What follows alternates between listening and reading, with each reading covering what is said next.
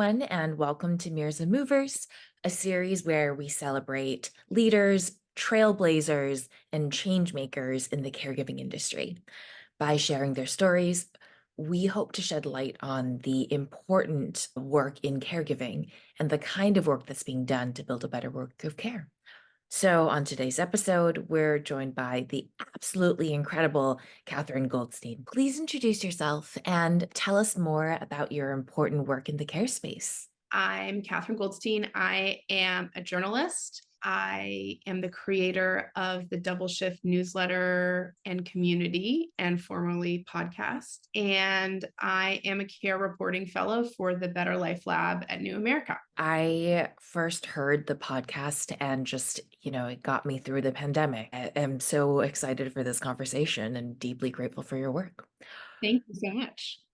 So, will you share your story and how did you get involved in the care space? Like many people, my introduction to the complexities of caregiving came when I became a mom. And this is when I've heard a lot of people become awakened to the structural problems that we face around care in America. I was an all in on lean in kind of corporate feminist. I thought nothing could hold me back. If I just tried hard and planned, motherhood would certainly not get in the way of any of my career goals or my plans. I had already achieved a good amount of success in my early 30s in New York media. So my birth of my first child it's a cliche to say it changes you, but obviously experiences like that really do change you. He was actually born with some health problems. It was very traumatic for me. I was not ready to go back to work at 12 weeks, as many people have that experience. And then I got fired from my job when he was 6 months old and had a huge identity crisis. So that was really the start of my journey and sort of feeling like a personal failure that everybody had this working mom thing figured out except for me. And I was defective. But then as I started to turn my journalistic mind towards the difficulties of being a mother in the workforce and other caregiving responsibilities, I started to realize this was not a personal failure. This was a systemic failure. And I've been exploring those themes for the last 8 years. Wow. Thank you for sharing. With every story like that, it just underscores why care is so important and crucial. So, to move from there, why is care so important to you and why do you find it so essential? I think care is what makes us human. And I think care is what powers the world. And as Ai-jen Poo says, is the work that makes all other work possible. But I don't think we should say it's good just because it makes other work possible. I think it is essential to our human experience. And I think it's really important to talk about in an expansive way and not just in the most typical ways we hear about parent for child or adult child caring for elderly parent. There's so many different ways we can care and so many different ways that our lives can be transformed, not just for caring for others, but we receive so many benefits by caring for others. It's not just a negative thing. We need to talk about it less sometimes, even though there are some big structural problems, less as a burden and more as an opportunity to change society to support care as opposed to minimize care that we have to do. Absolutely love that. It is what is fundamentally human. So, what do you envision for the future of care and the impact it can have on society? I'm excited because I think people are talking about care in new ways, in more expansive ways, in higher profile ways than we have ever seen.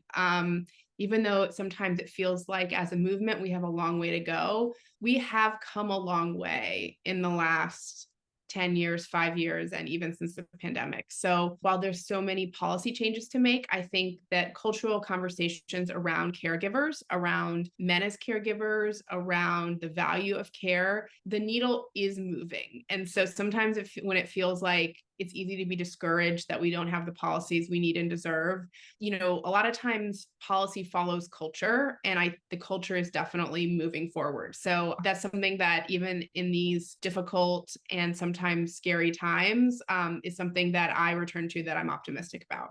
So let's dive into your incredibly important and exciting work. Can you share any initiatives or projects you're working on or you've recently completed to improve the work of care? Yes, so I'm very proud of completing a playbook to transform how America cares for Better Life Lab at New America, which was the result of 9 months of research and reporting that is really meant to highlight what is working about care. Some people who sort of follow federal legislation might say, oh, Build Back Better didn't pass, we didn't get major changes, so nothing is happening. But my reporting shows that there's a lot that's happening. There's a lot of really interesting things happening at the state and local level. And so I really created a playbook around 8 tactics that different people in the care movement can use, and I hope will use to sort of continue this ongoing movement to transform how America cares. So it's a very rich and actionable document. So I'm very proud of that. And I'm hoping this year to continue some of that work with reporting and also sort of doing more community building in the care space. I think one of the components from that report that was so eye-opening and game-changing was just how far we were able to get with very limited time and money. And I would Yes. love would you share a little bit more about that? Care policies like universal pre-K, paid family leave, they are widely popular among Democrats and Republicans. Some polls show them at 80% approval for these policies. So there's actually a lot of consensus around them, but general public consensus is different than political action. And so how close Build Back Better came to passing is really interesting because the care movement has not had much concerted lobbying presence. It spends a fraction. The environmental movement, which I think has done some incredible work and that we can learn a lot from, had outspent lobbying 3 to 1 on in the lead up to the Inflation Reduction Act, which did pass, which was a really important climate legislation.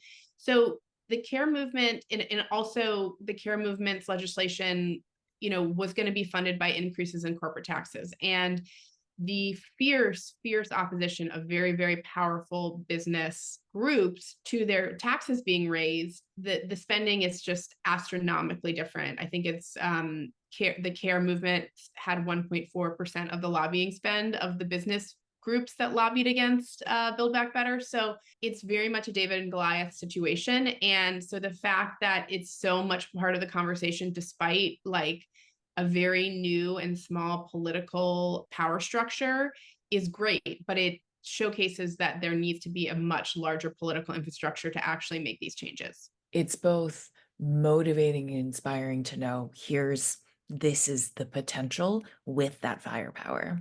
Yes, definitely. So, in your opinion, what are some of the biggest misconceptions or stereotypes about the care space? I think the biggest stereotype is that it is a niche issue, or the misconception, I would say. That it's a niche issue and that it's only important to a small number of people for a few years at a time. Rosalind Carter has a great quote that everyone is a caregiver, receives care, or will become a caregiver. There's only a certain number of phases of life, and they're basically all caregiving phases. I think that this is going to be one of the most important social issues of our time. The fact that I'm only now just seeing even people asking polling questions, are starting to even ask polling questions about it. It's been so off the radar. And I think once people start asking more about it, we're going to be hearing more about it. And I'm definitely very interested to watch how different organizations and candidates and campaigns are trying to make it more of a central issue in 2024, which has never really care has never really been, there hasn't been a concerted effort to make that a central issue. And I think that there's going to be a really unique experiment and opportunity this election cycle. Many years ago, when Elizabeth Warren had childcare in her platform, had a plan to solve childcare, how revolutionary that seemed at the time. And now it feels like that is normal. That is what Yeah. is the conversation. So more specifically, let's go back to your work. Can you share a memorable success story or experience from what you've done in the care space? So one of my favorite success stories is basically the first piece of journalism I did related to care. I wrote a big 7,000 word story about mothers in journalism and in newsrooms and how important it is to retain mothers and parents for a new generation of news leadership and how that impacts so much of our culture. In that piece, I told the story of a group of women at the New York Times who, I really detailed their concerted efforts to get a more robust family leave policy in place and how they did it. And people really latched on to that part of the story. And then I found out about a year later, the women at the Boston Globe had read that story, did it at their newsroom, and the women at the Washington Post had read the story and had, taken that to their union negotiations. It really showed me that giving people a blueprint, these kinds of changes in workplaces can be contagious. And I had Erin Grau, who I'd interviewed for the article on the Double Shift podcast. And years later, I would still get emails from people saying they'd heard the episode, they'd done what Erin had done, and they'd gotten a better family leave policy. So to me, that is a real success story of when you showcase solutions and positive change, like people can replicate them in their own lives. And I think paid family leave in workplaces is one of, it's not easy, but it's lower hanging fruit than saying big federal legislation. And so it's really exciting to see people making a concerted difference in this space. It really also, underscores the importance of the playbook that you've completed and created and put out in the world, because having that playbook and having those sorts of blueprints is critical and so helpful to galvanize. And then on the other side of the success stories, could you share some specific challenges you faced in your care work, how you overcame them, or how you're working on them? For me, at the intersection of journalism and care, a big challenge is both of those spaces are under-resourced and underfunded. So journalism has been in a state of crisis basically as long as I've been in it, and sort of new levels of direness keep coming up. Although, I think that there's new philanthropic investments in journalism. I think journalism is really important for our healthy society and democracy, and it's a really tough business model. So I would say that, and then also, there's not the same kind of, again, funding infrastructure for care work as there are for other kinds of social causes. And so I guess I've picked like two, I don't know. I didn't pick the big bucks in terms of the areas of massive funding. So I would say that those are struggles to just do the level of high quality work that I want to do, which is one of the reasons I do a membership based community and newsletter, which is wonderful to allow people to support my work directly.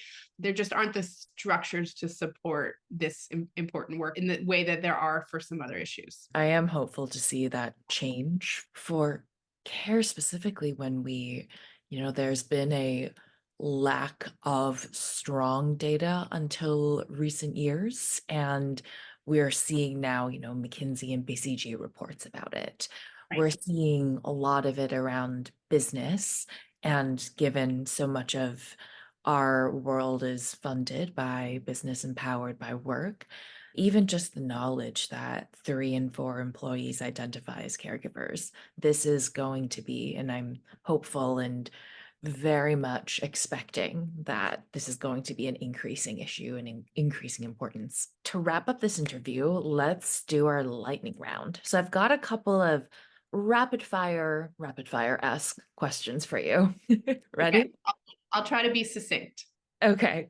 Well, the first one is probably the best suited for it. Can you describe caregiving in 3 words? Humans need love. Love that. What is your go-to fact or statistic about caregiving? 10,000 baby boomers turn 65 every day. And baby boomers have quite a lot of political power. What is your favorite self-care activity? Date nights. And then what is one piece of advice you would give to other caregivers? You can't do it alone. Everyone needs a caregiving village and community and support network to thrive while caregiving. What is your proudest achievement so far in your caregiving journey? This can be personal or professional because care is personal. I actually gave birth to twins 1 month before the start of the pandemic. So my twins were born February 12th, 2020. Us all making it through to this moment is my proudest caregiving achievement. A huge, a huge plus one to that. If you could have any superpower to help you in your caregiving role, what would it be? Infinite patience. Awesome. And then a final lightning round question. If caregiving had an official anthem, what song would you pick? I'm going to pick Closing Time by Semisonic, which is sounds like it's about picking someone up at a bar, but it was actually written about bringing his premature child home from the hospital. Oh, wow. Yeah. That is a fabulous story. And definitely makes me see the song in a whole new light. Yes. And I like that it's sort of about love and being in love and enamored and wanting to be close to someone. And you think it's about sort of like a late night hookup, but it's actually about this profound love of a new baby. That is so compelling and also so interesting because then it is a way of embedding that care message in something that feels a little bit more traditional in what songs are about. There's a subtlety and there's just something that is so emblematic of how we do just fit care in. Hmm. Yeah. And care is everywhere. And those care love stories are everywhere. Thank you so much, Catherine, for taking the time to share your story. It's been truly inspiring to learn more about your work and listen to how you came to it. So, will you tell people where they can find you? Yes. Thank you so much for having me. The best way to stay in touch with me is through my newsletter, where people can sign up at thedoubleshift.com/newsletter, or you can find me on LinkedIn, Katherine Goldstein. And that seems to be my preferred social network and the least annoying social network at the moment. Awesome. And where can people find the playbook? The playbook is at newamerica.org/care playbook. Amazing. And then we will include all of this in the description of the video. Thank you again, Catherine. And that's a wrap on this episode of Mirza Movers. If you know someone who you think would be a great guest to interview, then please comment below or slide into our DMs at Mirza Says Hey.